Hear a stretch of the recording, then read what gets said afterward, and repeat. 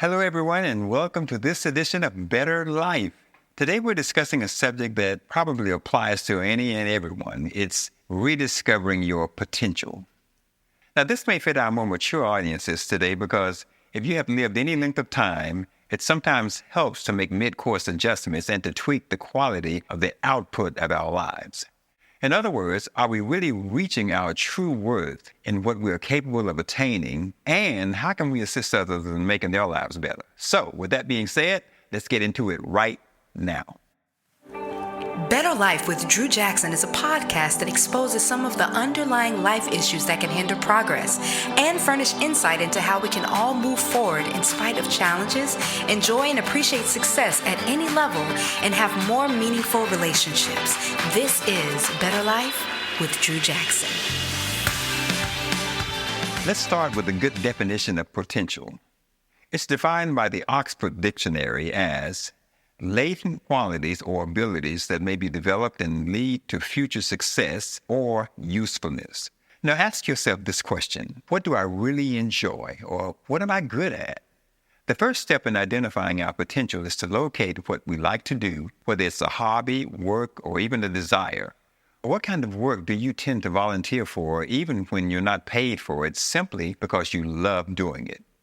We all come here with God-given gifts and talents that need to be developed. Now, you may be employed at a job that may require a certain skill set, and the more you use those skill sets, the more expert you become at executing them. While this can certainly be classified as growth, it may not be representative of the work you really love and may not always display your real worth. Let's go to the next one. Starting a new journey. Breaking from a job routine where a certain skill has been rehearsed may take some effort, but because you may have had a degree of success in performing those skills, a comfort zone may have been formed. Hence, the invisible ceiling blocking us from the awareness of our true potential.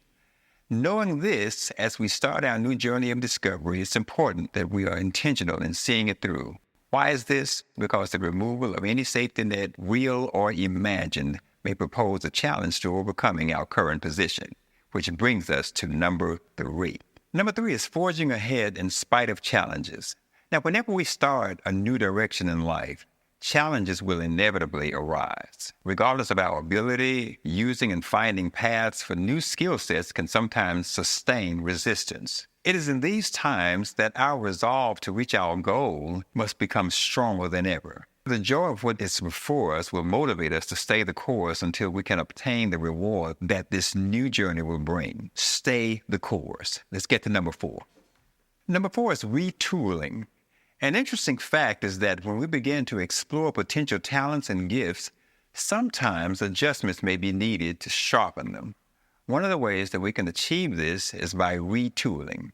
Now, retooling is defined as adapting or altering someone or something to make them or it more useful or suitable.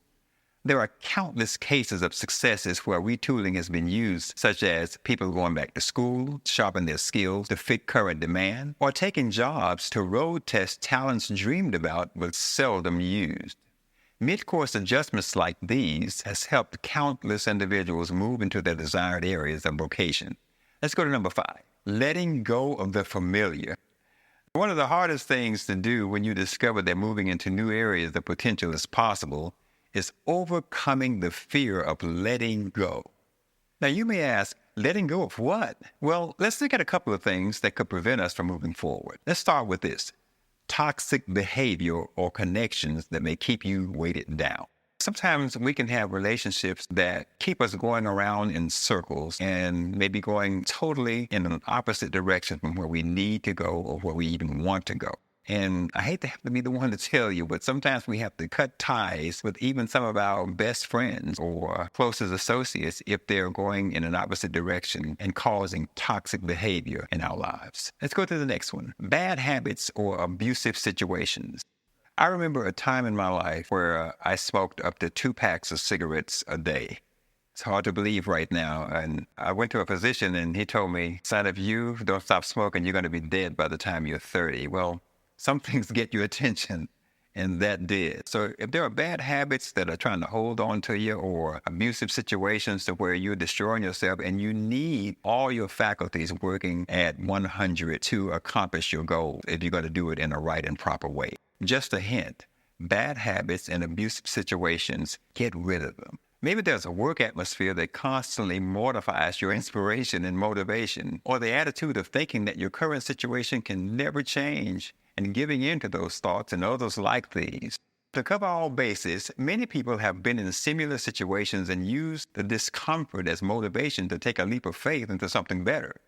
When this occurs, the push can result in a positive outcome. However, if not, letting go has often proved to be the best result. Moving on, revisiting your dreams. Although we shouldn't drive looking in the rearview mirror, revisiting unfulfilled dreams can spark new life into the journey. Remember when we were children, no dream seemed too big. There's something about childlike faith that inspires hope, courage, and possibility. If we can believe it and maintain a clear picture of it in our minds, our dream can be realized. But what if we have allowed them to fade over time in our thinking? Revisiting our dreams can be like a battery to a dead engine. It can jump-start it to run on all cylinders again. So don't delay. Take your dreams off of the shelf and dust them off. Who knows? Maybe they aren't dead. Even if you need to make adjustments to meet current demands, you can do it. And in the process, rediscover your potential. Well, that's our show for today, guys. Be inspired, be encouraged, and be a catalyst in making a better life for yourself and others. Don't forget to like and share. Thanks for checking in. I'm truly grateful. Enjoy a better life. We'll see you next time. To keep up with all things Drew, go to www.drewjackson.com or follow on Instagram @DrewJackson. Join us next time on Better Life with Drew Jackson.